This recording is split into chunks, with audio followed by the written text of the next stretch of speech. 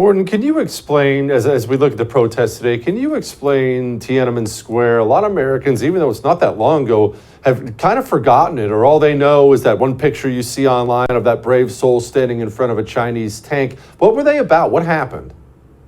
In the spring of 1989, Chinese people were actually, the economy was robust, but there was a lot of inflation. And that meant that there was a lot of economic discontent.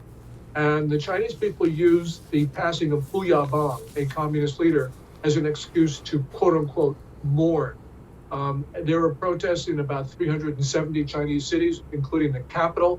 On the night of June 3rd and 4th in Beijing, Deng Xiaoping, the Chinese leader, unleashed the Chinese army, killed, we don't know how many, but perhaps 3,000 or 4,000 people. These were murders. But we got to remember that, and people compare the protests that we have just witnessed after the fire in Urumqi to Tiananmen.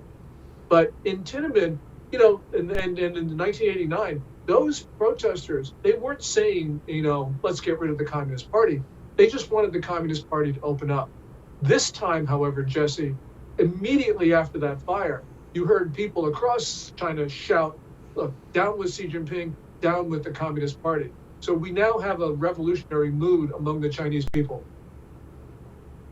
Gordon, I know it's very difficult to say because, they censor so many things and they lie about so many things, but you have a better sense of what's going on in that country than anyone I've ever talked to. Do you think this movement has potential? We never know, but has potential to get really, really large? There are a lot of people in China. If enough of them are angry, that's going to be a problem.